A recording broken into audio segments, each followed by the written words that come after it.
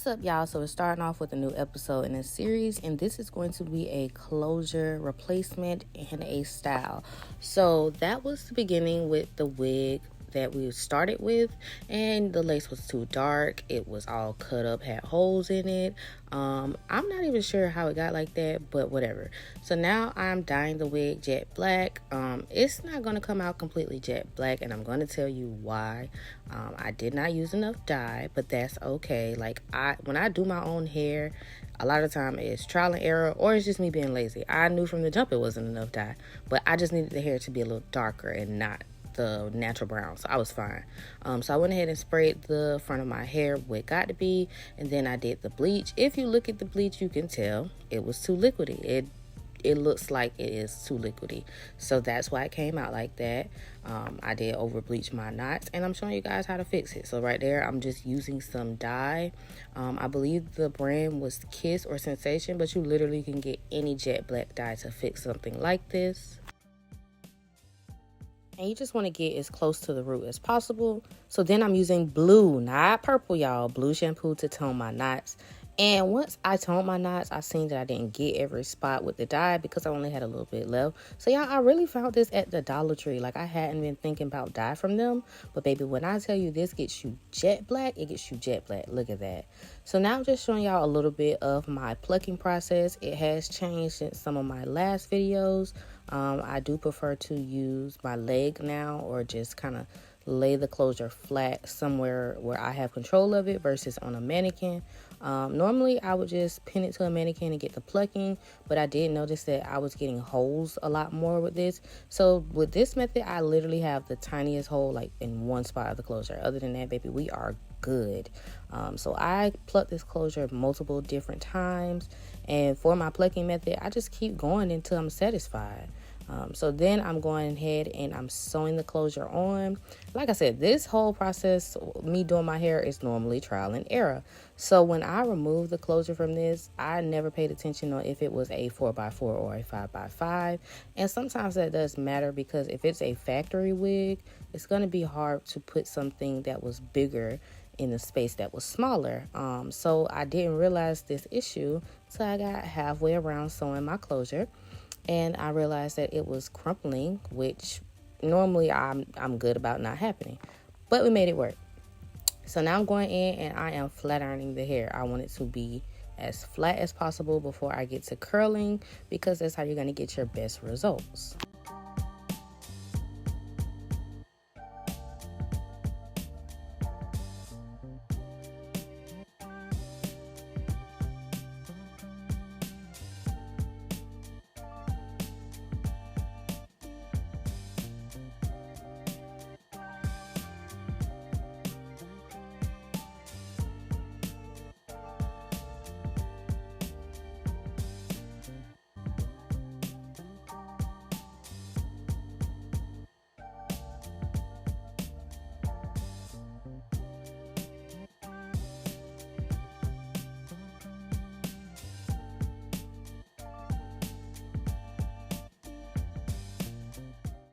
Now that it's all flat, we're going in with that dreaded black spray. I know a lot of people hate it, but I do use it in certain instances. And for this one, I wanted my part to look precise and get some of those leftover spots that I couldn't get with the root touch-up.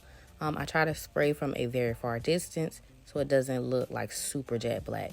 They do have like a brown black color, but I tend to see that it's more on the brown side than black. I need something that's closer to black with little shades of brown.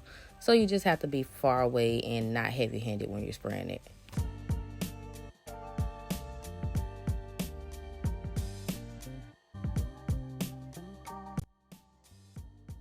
Alright, so now we're going in with the Renutrients Rat Stick, and we're just going to use that to get the unit as flat as possible. You can use any wax stick that you prefer, but this is just my favorite. So I'm going in every direction, front, back, and sides, all the whole top part of the unit. And I'm going to be straightening out hairs throughout the process of doing this, but right now I'm using the hot comb to comb the wax through, and then I'm going to go back and use that back side to get it as flat as possible. This is something you're gonna have to keep doing, especially if you're using a electric hot comb. Not so much if you have one that comes with a stove, because they get hotter. But baby, the hot combs ain't hot combing no more, so you got to really put in some work to get the visual that you want. And so I'm trying to get that little peak part done, and that takes me a minute, so I'm gonna be working back and forth on the camera to get that right. But in the end, it worked out.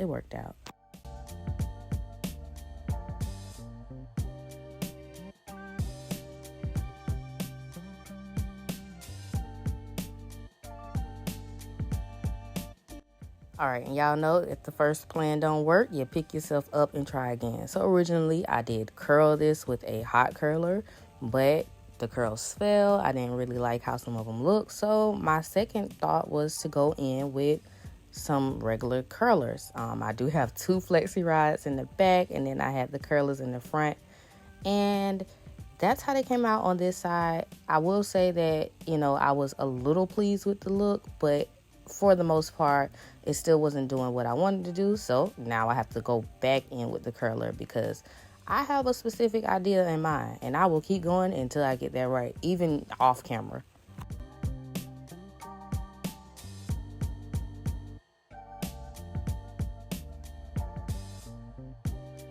So with the hot curler, I'm like, what can I do differently this time? I'm really trying to get this style achieved. So my first mindset was, instead of using holding spray, let's go old school and use spritz.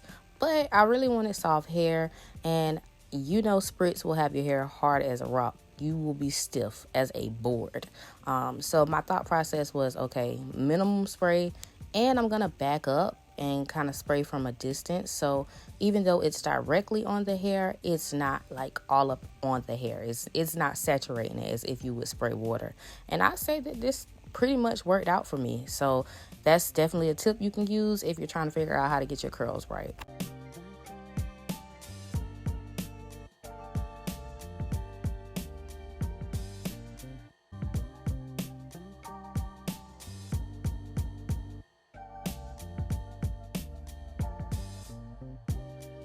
All right, and so this is just the end, me getting in some poses. This is normally how I end up getting my picture. And as you can see, I'm getting a little bit frustrated here. The curls were holding. They kind of look off, but I actually figured out that I needed to combine two methods. So alongside the spritz and the hot curl, I wanted to go in and use the regular curlers, because they do hold style, but you have to build the style you're looking for. So you could see me feeling myself, and I end up screenshotting some pictures, which are right here, and they just show y'all like, look, I'm feeling good. So thank you for watching, and hopefully you tune in for that next episode, and make sure you like and subscribe.